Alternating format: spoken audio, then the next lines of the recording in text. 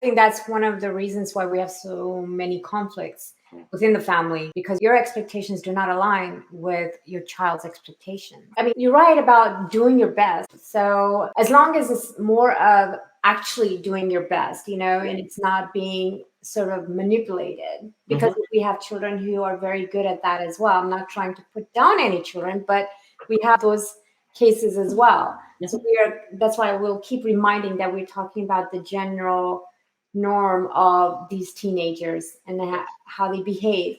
So we've spoken a lot about teenagers in their normal setting. Now let's talk a little bit about how we've discussed a lot about the positivity, about the support structure, about, understanding and communicating. However, let's just kind of for a few minutes deep dive on children who are not receiving the support, who are not receiving those open-mindedness of giving these children the love and care as you're speaking of, and I'm speaking of.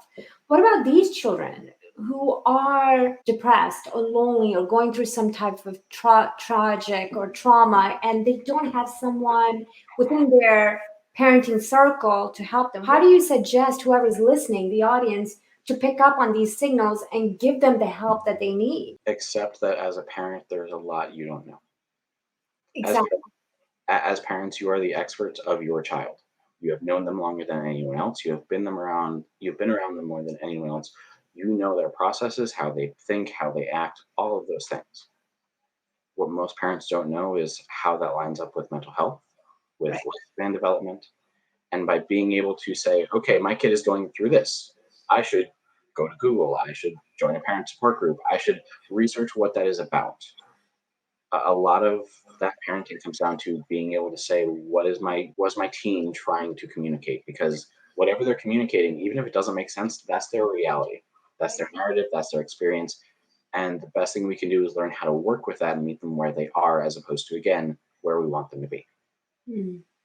That may mean that if they're stuck in depression, you may have to accept for a while until they figure out, with your support or other support, how to manage that depression.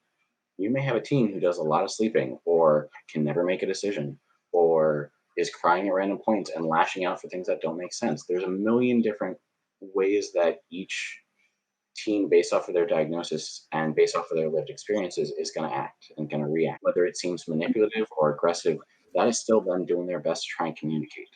They may not be doing it well, they're definitely not doing it appropriately, but that is still them trying to let you know, however they can, even if it's completely inappropriate. I'm upset, I'm hurt, I'm angry, I'm lonely, I'm confused. Trying to just meet them where they are can make all the difference in the world.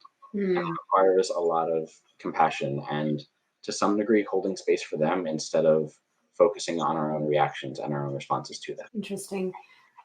I think because after this talk, definitely I think the parents should reach out to you, or the resources that you may have Hmm. to give them that support, because this area is a very sensitive topic. Absolutely. Just because they may not know where to turn, or they may not have all the ammunitions to support Hmm. their teenagers and or themselves, for Hmm. example. They wouldn't know which way to turn. And so if you don't mind, at the end of the talk, I'll definitely, have that from you.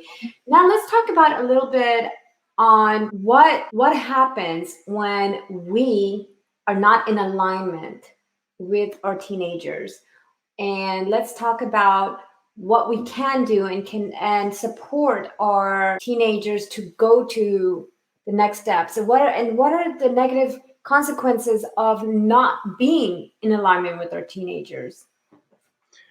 So the shorter answer is not being in alignment with your teenagers, which is realistic because they are going through more change than anyone else during everything that's going on currently, which is all change. Right. By being able to find ways to connect with them, by finding ways to. Wait, I'm sorry, I completely off topic. Can you It's please okay. ask the last question? It's okay. My main question is that what are the consequences Mm, of not being in right. alignment with your teenagers, and just letting them go with the flow, having this household environment where you're consistently shouting, or screaming, or they're waking up, as you said, late with the social media, and you're just not discussing about what's going to happen or the impact of it, or even the social media providing them negative feedback or influences of how to interact with their parents, or even just day to day when they're meeting their friends.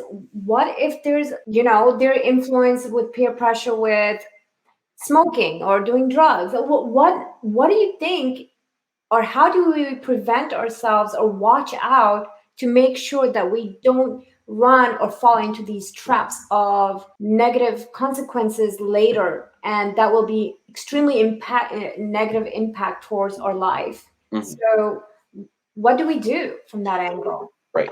Um, so kind of like I said before, we want to take the parenting out of it, which I know again sounds backwards. As you can see on the screen, it says positive reinforcement. I think it says for people watching positive reinforcement and natural consequences. The reason it doesn't say discipline or the reason it doesn't say punishment is because, truthfully, all those concepts, and as we're not aligned with our kids, we're not working with them in ways that work. Natural consequences is a concept that by working with what is naturally going to happen to them, not because of you as a parent, but because of their actions, Mm, it effectively takes you out of the bad guy role of being the parent. You are not the disciplinarian. You are the one going, hey, I don't think you want this to happen. This is naturally going to happen if you keep doing this. If you keep sleeping in until noon every day and not eating until the end of the day, by the end of the day, you are going to simultaneously be cranky, but you may not be able to go to sleep because you slept until noon. And then because of those things, you're going to get into a fight with me. I'm going to get into a fight with you. It's not going to go well. I don't want this to happen. You don't want this to happen. Let's do something different. so just talking normal. Yeah, realistically, which I know is very hard to do. But it's not just talking normal. It is really about trying to guide them. It is hard to guide someone when you are punishing them. It is hard to guide someone when you are shaming them or making them feel like they're a bad person because they accidentally or intentionally did something wrong. Absolutely. By separating the parent from the interaction, by separating the behavior from the child or the teen, it no longer becomes the parent is the bad person and the child is the person getting yelled at or the teen is the person getting yelled at.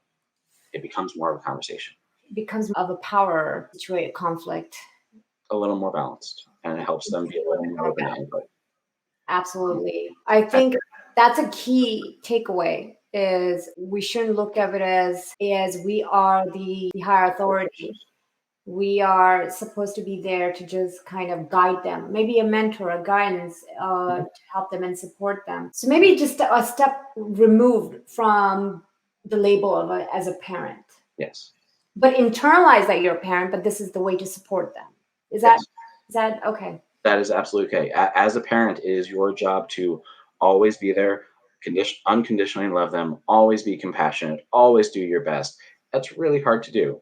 At the same point, you are still dealing with a human being who is figuring themselves out, and they're more likely to hear you and they're more likely to listen to your input if they are not in the middle of a fight with you. That's true. Because Um, they've already shut you down. yeah, exactly. They've turned off. They're thinking about something else by then. Mhm. And that's part of why positive reinforcement is so important with this. It not only speaks to them a lot, being able to see you as someone who empowers them and supports them and gives them something good for when they do good, it gives them more reason to do well. Right. Going back to how more teens and more kids currently are more individualistic and more focused on their own needs, we have a ton of data that shows that in past generations, fear, anger, shame, physical consequences all worked because they all reinforce the other that if you don't do well enough, at some point it's not going to end well for you because we are going to intervene as parents. That Absolutely. sometimes look like grounding or spanking or shame or whatever. And it's kind of effective. It does work, as many parents will happily say, look how good I turned out. But at the same point, that positive impact is significantly hindered by all the natural results of feeling shame and disappointment and blame and all those things as a kid.